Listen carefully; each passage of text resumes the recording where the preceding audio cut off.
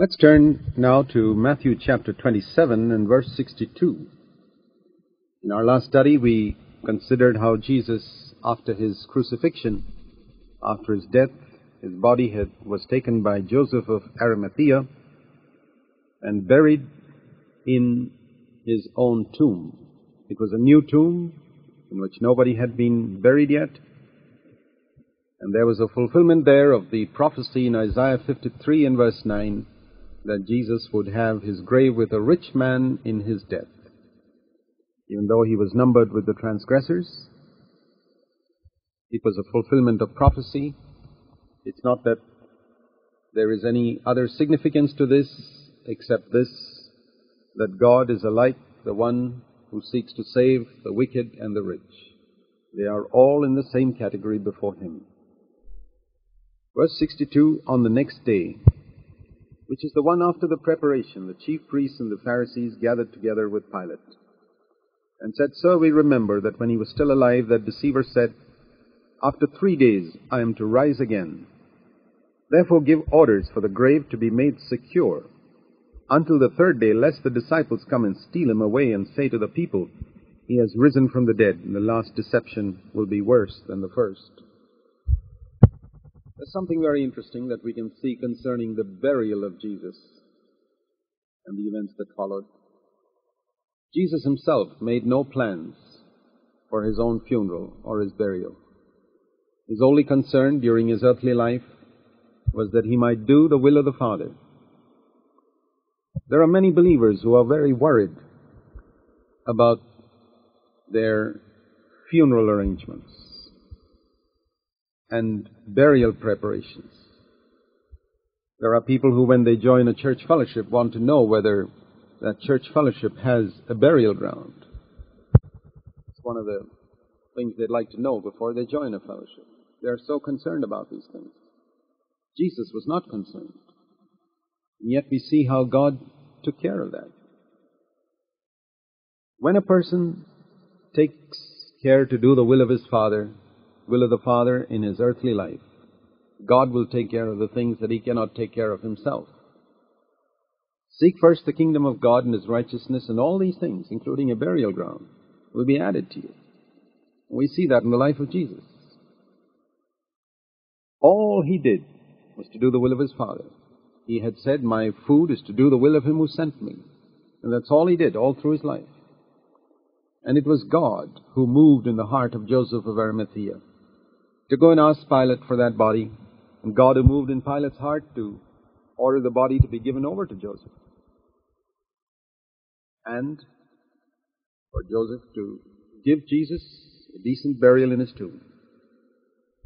There we see something of the wonderful sovereignty of God, that where a man has honored him in life, God will honor him even in his death. And there were the women there,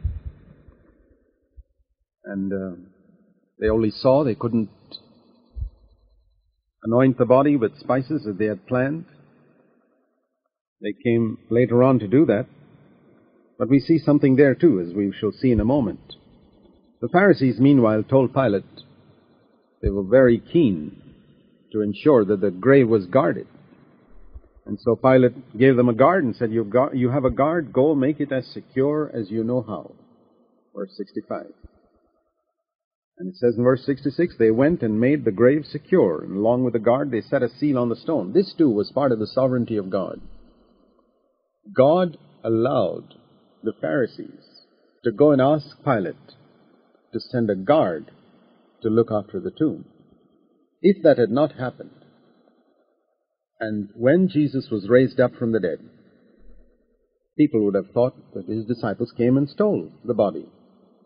But God was going to make sure that there was going to be a clear testimony to the resurrection. So we see that the very thing that people who don't know God seek to do against us is actually planned by God for greater glory for him.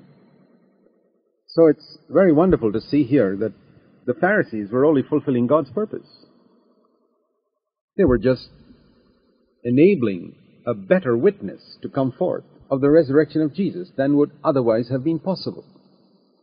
All these things are written for our instruction. The wonderful sovereignty of God in moving Joseph of Arimathea, and moving Pilate, and moving the Pharisees, and moving Pilate again to give them a guard, and so many things, even after Jesus himself had died. None of his disciples were there. They'd all fled, forsaken him. But God is sovereign. No one can limit him. If you honor him, he'll honor you. And so they made the grave secure and set a seal on the stone. Then we read in chapter 28, verse 1, "Now late on the Sabbath, as it began to dawn toward the first day of the week." The Sabbath for the Jews began on Friday evening at 6 p.m. and carried on to Saturday evening at 6 p.m. Then it says it began to dawn toward the first day of the week. In other words, it was early morning, just before sunrise, on Sunday morning, the first day of the week. Mary Magdalene and the other Mary came to look at the grave. They came with spices to embalm and anoint the body of Jesus, as was the custom. As we read in Luke 24, verse 1, they brought spices which they had prepared. And there was another earthquake. There was one earthquake at the time of his death, and here was another one. And an angel of the Lord descended from heaven and came, verse 2, and rolled away the stone and sat upon it. Jesus had already been raised up. The stone was not rolled away to let Jesus out. No. Jesus had a body in his resurrection, we know, which could pass through closed doors and through walls, for he appeared to the disciples when they were in a closed room. So he had no problem moving out of that grave, even with the stone covering the entrance. The stone was rolled away not for Jesus' sake, but for others to go in and see that Jesus wasn't there. And so, after Jesus' resurrection, he'd already come out through the closed rolls, through the stone that had covered the grave. He'd come right through that in his resurrection body. But after that, an angel came and rolled the stone away so that people who were coming could see that the grave was empty. And at that time of the earthquake, his appearance, the appearance of the angel was like lightning, and his garment as white as snow. And the guards shook for fear of him. The guards were there, testimonies to the resurrection of Jesus Christ. And they became like dead men. They swooned and fainted. And when these women came, they found an angel sitting on the stone. And the angel said to the women, "Do not be afraid. I know that you're looking for Jesus who's been crucified." God sent an angel there to tell the women that Jesus had been raised up from the dead. He's not here, for he is risen, just as he said. Come, see the place where he was lying. And that's why the stone had been rolled away, so that they could go in and see that Jesus wasn't in the grave anymore. The grave clothes with which he had been bound were all there. He slipped through the grave clothes, for he had a body that could not be limited by time and space and material things.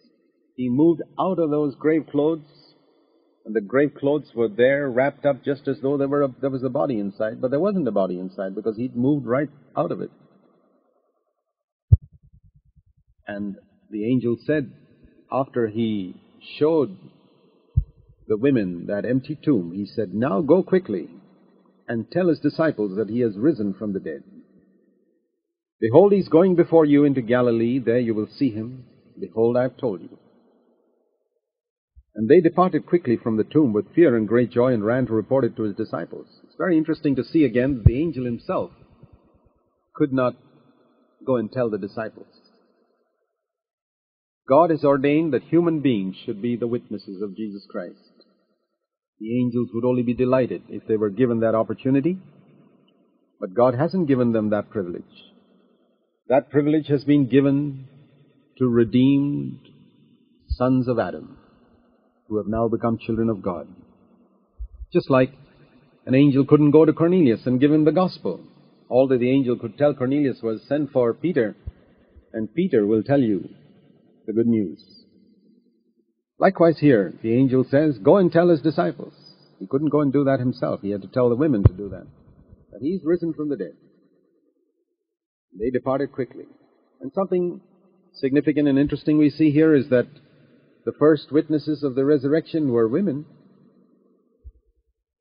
Under the Jewish system, women had no place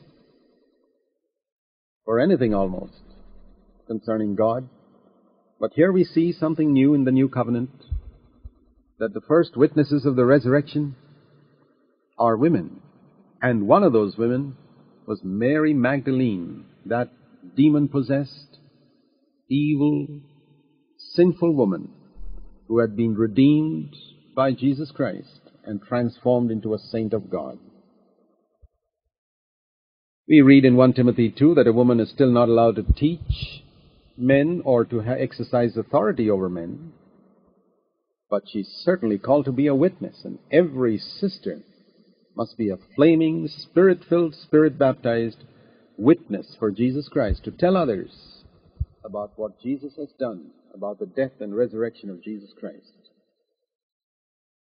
And when the disciples heard it, they came, and it says here, behold, Jesus met them and greeted them. And they came up and took hold of his feet and worshipped him. There are certain other events which happen in between, which are recorded in John 20, but this skips over all that and comes to the time when Jesus was met by the disciples, and they took hold of his feet and worshipped him. And then Jesus said to them, do not be afraid. That was a very favorite expression of his after his resurrection. Don't be afraid. Go and take word to my brethren to leave for Galilee. My brethren. He calls them his brethren now. Until then he'd called them his servants, his friends, but now one step further, his brethren. They had the same Father. They had come into a new covenant relationship with God. Take word to my brethren to leave for Galilee, and there they shall see me. What a wonderful relationship we have come to with God and with Jesus as a result of the resurrection. God is now our Father, and Jesus has become our elder brother.